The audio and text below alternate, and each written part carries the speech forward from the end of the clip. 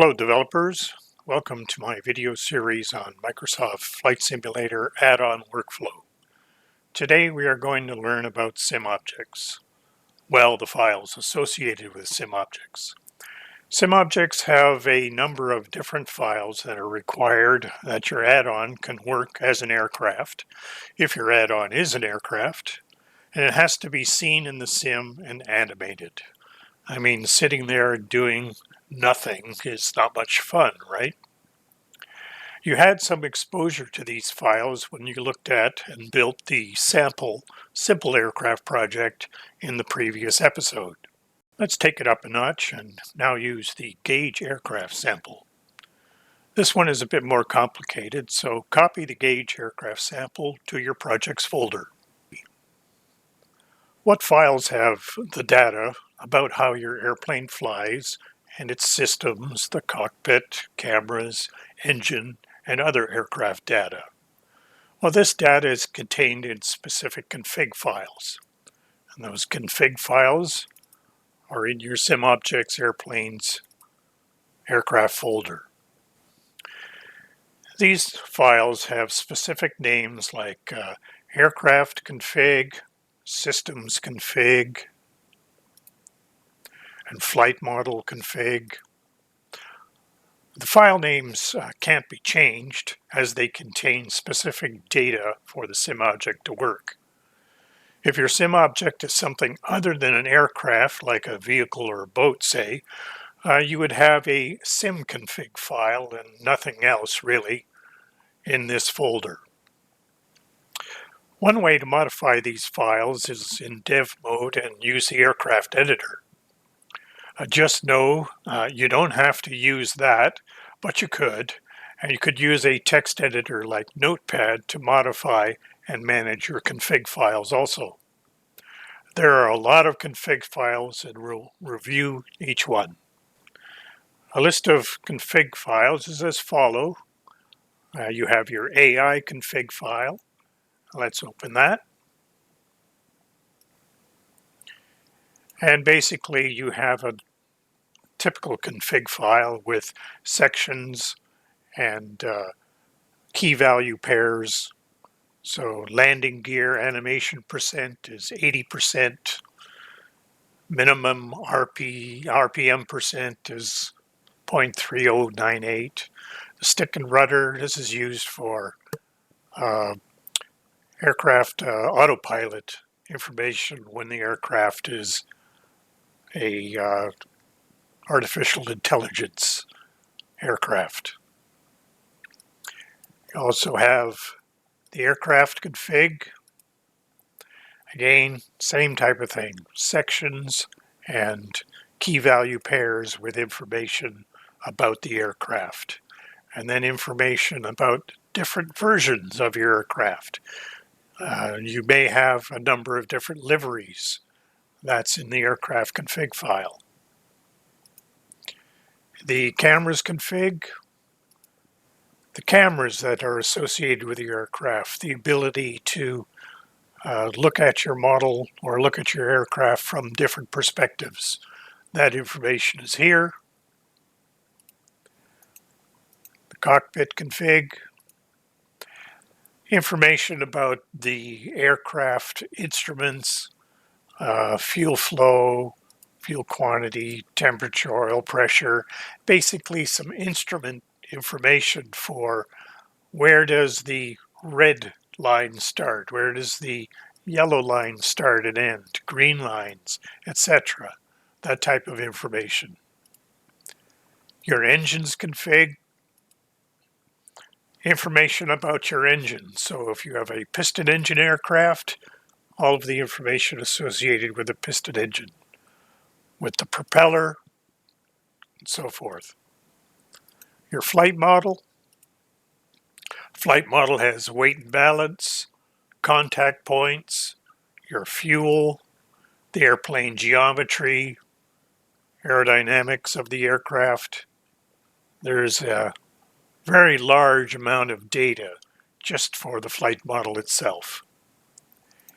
Gameplay configuration, not really much here. Talking about force feedback, it's not really an important configuration file.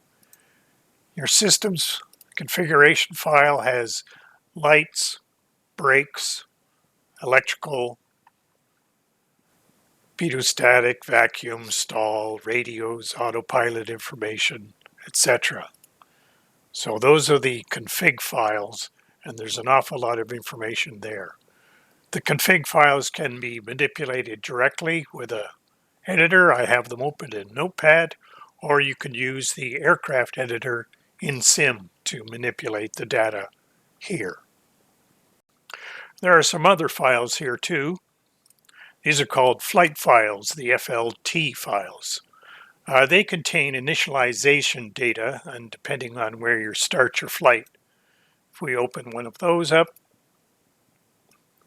and have a look, again, a number of sections, key value pairs for your aircraft configuration, setting up which switches are operational, setting up how they're set up, and in what position.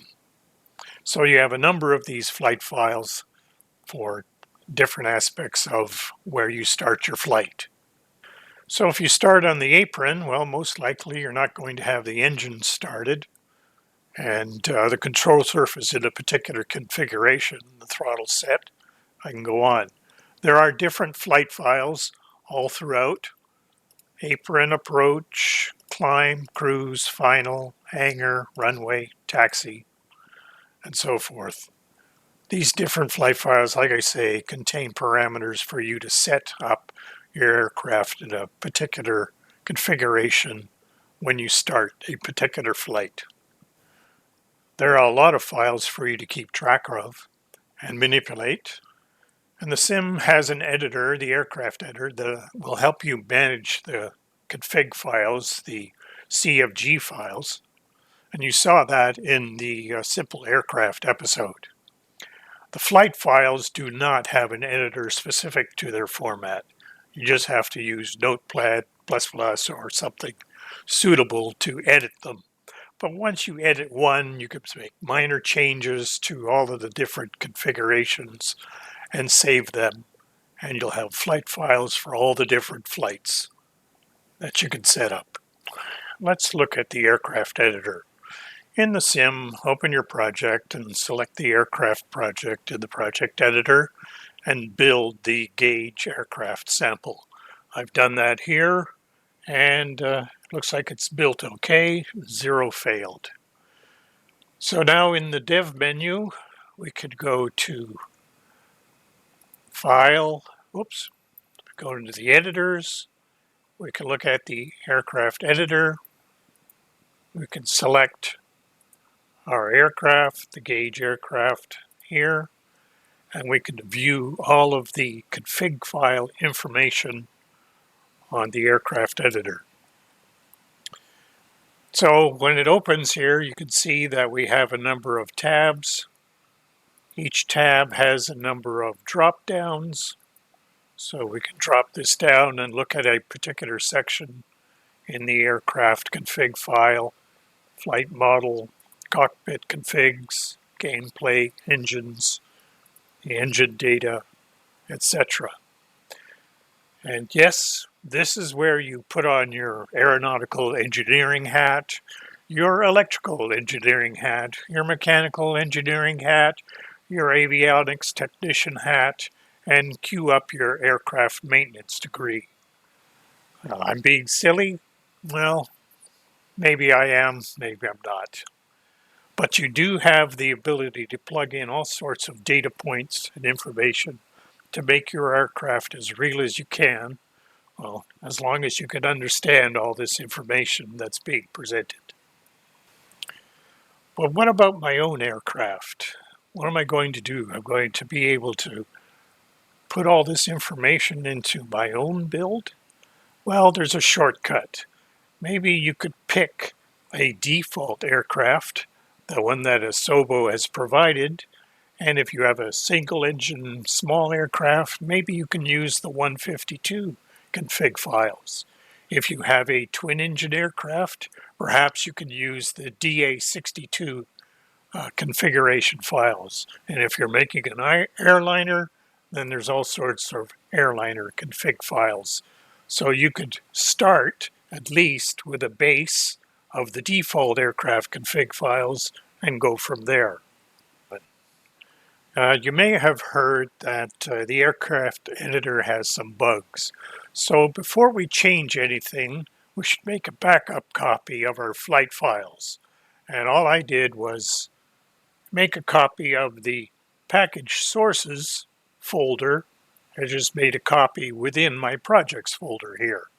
That way we have a copy of what the information is before, and then we can compare it to what is being generated by the aircraft editor.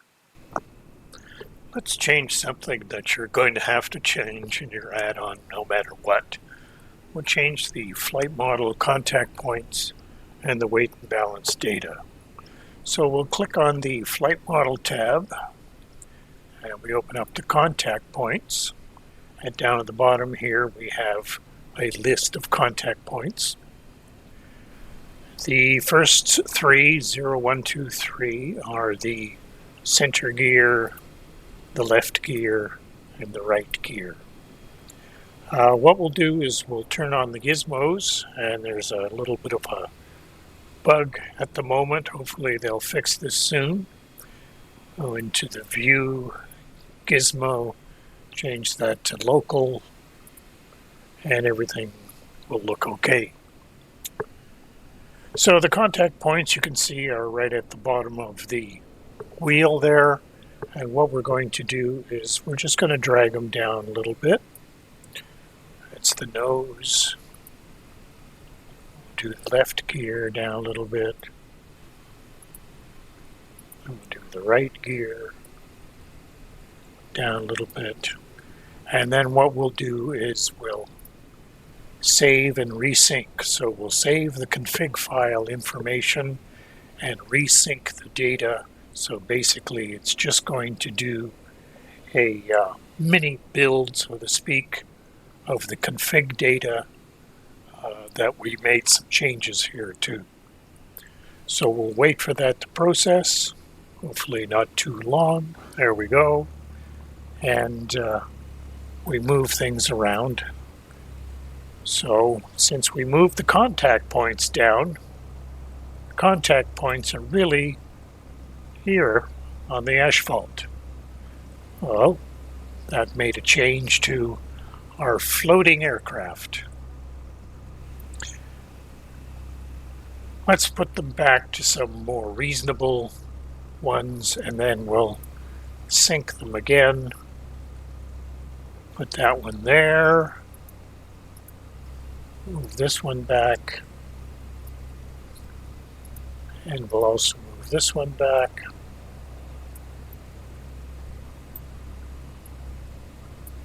And then we'll do a save and resync again. And hopefully it's a nice short wait for this to resync. And we'll see what happens to our contact points.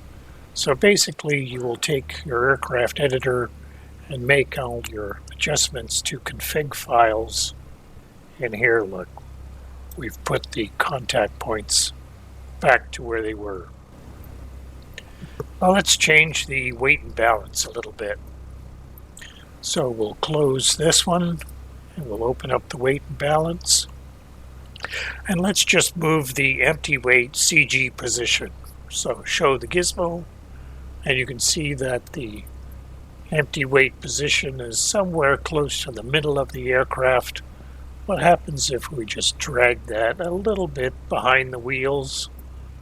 And then we'll do a save and resync again. And let's see what happens. What do you expect to happen? Of course, since all the weight is back here, it might be a little bit tail heavy. And what do you know? Our aircraft is a little bit tail heavy. So let's pretend we'll move that back to some central position again over the wheels. Save and resync. And we should have the aircraft back to where it was.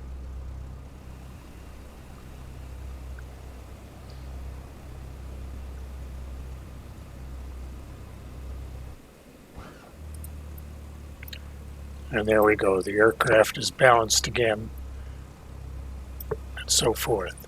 So there's lots of information that you could change. They give you a lot of gizmos. Here's the left main tank is in this position. So you have the fuel, the airplane geometry, the wings, and so forth. All of that information is available for you to change and to manipulate for your aircraft to make it fly the way you want to. So you'll be able to tune your aircraft as you like with all of these values. So one more tab, let's look at one more tab here. The custom parameters tab. Basically, this is not really, there is no config file for custom parameters, but what's happened is there might be some information that is in the config that the aircraft editor doesn't recognize. So it assumes that they're custom parameters. So in the flight model config, we have this one. In engines, under pistons, we have a number of radiator temperature information. General aircraft, whether it's editable or not, and a timeline flight runway.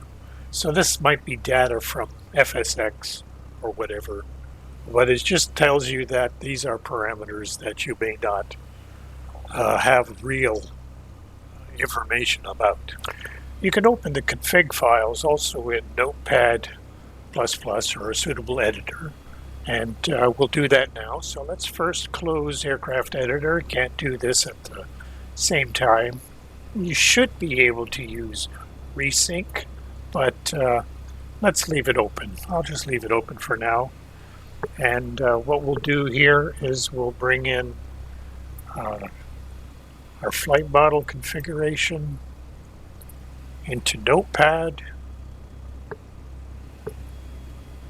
and weight and balance. We can make a change to weight and balance again. Oh, the datum or the weight balance positions. So ZXY. Let's make sure that we can move this in the Z direction. What happens if we move this back 6? Oops.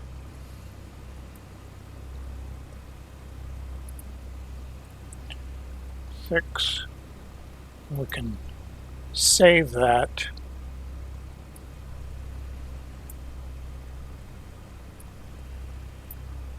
And let's try to resync it. See what happens. We'll try to resync the aircraft information by using an external editor to edit the config files. And look at that, it worked. So we were able to push the flight model data, weight balance, and the weight balance is 6. Let's move it back to where it was. 3. Save it. Do a resync.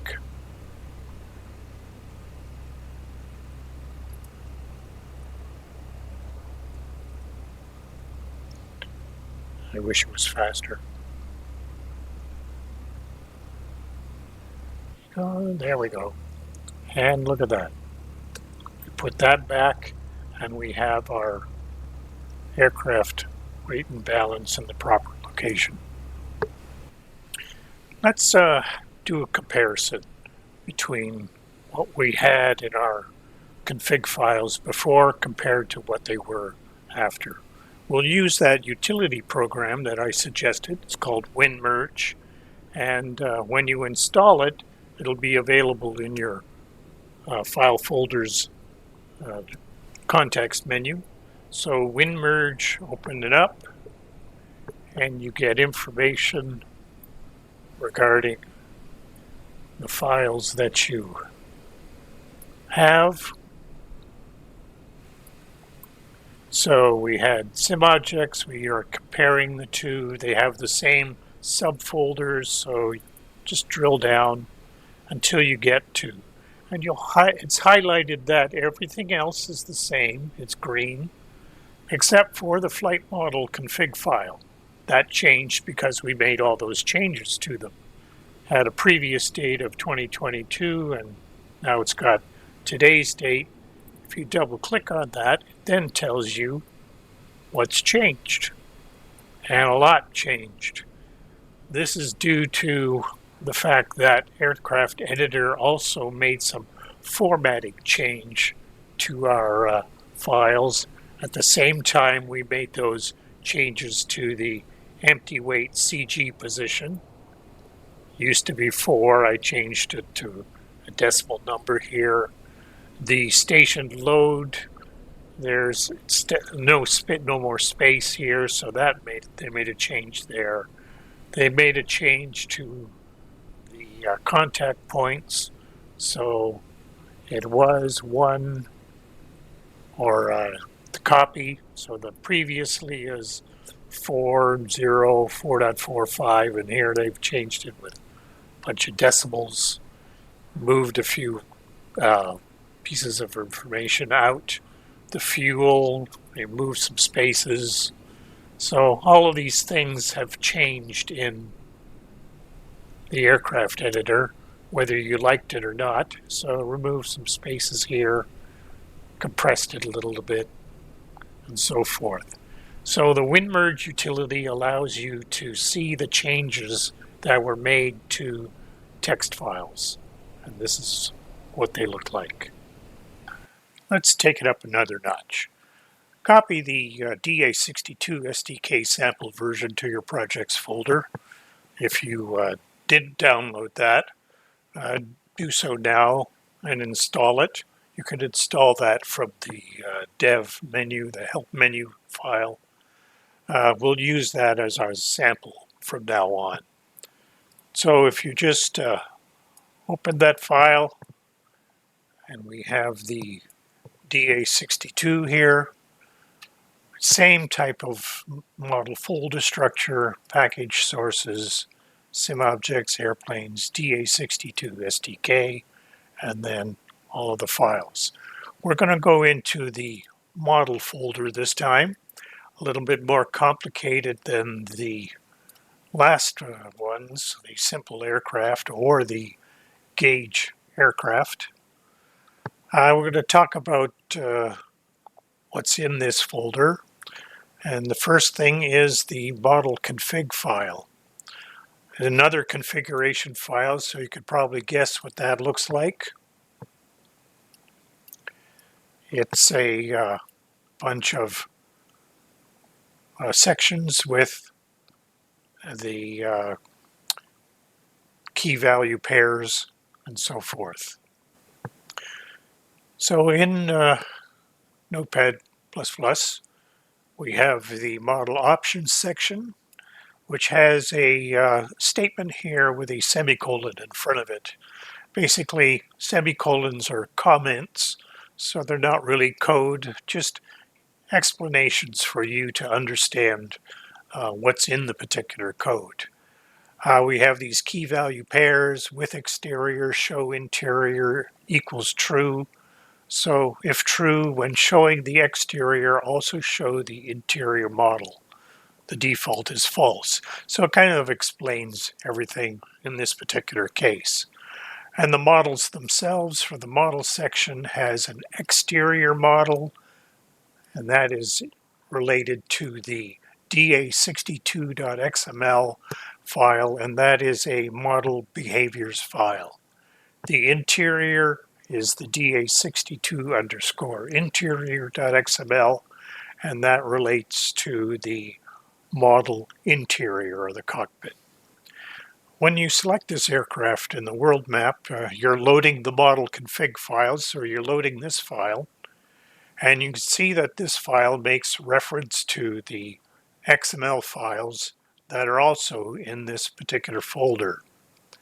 So we have DA62 XML and DA62 interior XML. So let's open up one of the XML files in Notepad again. And here we have that particular file, which is an XML file in Notepad. Note that Notepad++ kind of understands the code inside here in that it's kind of color-coded. So these are all HTML or XML tags with the angle brackets. And one of the first sections here is the LOD section. And you see that the LOD has something like LOD min size 150, and it makes reference to a GLTF file that is part of the export from your the Blender program. Min size basically means that when your aircraft fills 150% of the screen or more, it's going to load LOD00. If it's 110, then it'll load LOD01 and so forth. In this particular case, we have 7 LODs or levels of detail for this aircraft. If we open up Blender, just to show you what we have what's called a multi-exporter in Blender. We'll get into more details later, but basically this is what you'll use to export multiple LODs or levels of detail to the export out to the package sources program. So you'll use the export. We'll have some presets. You can add some presets and other settings. Where do the textures go? This is kind of the information that you have if you do a similar export manually. The manual, the manual export is basically file, export, GLTF, and you'll do that to your models, and you'll have the same information to export. Below the LOD section is the behavior section. This is the part of the code that will allow you to interact with your aircraft. So you'll be doing things with the handling components, the gears, the engine, etc. So you'll be able to use templates that will help you control the elevator, to help you control the rudder, ailerons, flaps, animation events for certain things, the gear. So you saw that the DA62 has retractable gear, so you have to have a way of doing the gear information, the tire animations, the steering of the nose wheel, etc. And they use the Asobo templates to help you manage that information. Again, it's all XML style with angle brackets around everything. So back to the file exporter, and if you look here, we had all of those different LODs, levels of detail. We have them for both the interior and we have them for the exterior. So we have 7 GLTF files for the interior and we have 7 GLTF files for the exterior. Basically, the GLTF file is what gives you the visual representation of the model in the simulation.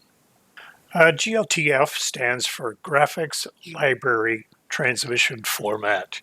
It was developed to help with 3D models that will be shown on web pages, and its data will be transferred over the internet, and now has been adopted for use by games and simulators. Another flight simulator that is starting to use GLTF files is Flight Gear, so that's the free version of a flight simulator. It was quite popular. The GLTF file is basically a text file, specifically a JSON text file, and there's a matching bin file. So we have LOD0 GLTF and bin files. The GLTF file is a text file, can be viewed, while the bin file is kind of like a non-readable exe file. If you want, there's a plugin that allows you to view the JSON information for the GLTF files, and you can see it's a text file with a whole bunch of data associated with your model. There will be a number of different GLTF files, as you can see, for the different LODs. And the different LODs are basically files that are less and less detail the higher in the number you go. For example, if you have a screw or a bolt or a knob on your aircraft, you don't really want to see that from 2,000 meters or 6,000 feet away, so you really don't need to have that detail in your file. And as you can see that the GLTF files get smaller in size the higher you get to an LOD, where some LODs are very, very small in file size. So the GLTF file contains animation data also that you export from your blend file, and this data defines how the control surfaces move. The model behaviors file, the XML file, defines when that animation moves. Well, there you have it, a look at the flight files, config, GLTF, XML files for the SimObjects. The SDK documentation has a lot more detail on all these, and you should review that for more information. In our next episode, we'll try to be a little shorter next time, and we'll look at the virtual cockpit panel folder. It's got more config and more XML files, but I promise it'll be shorter next time.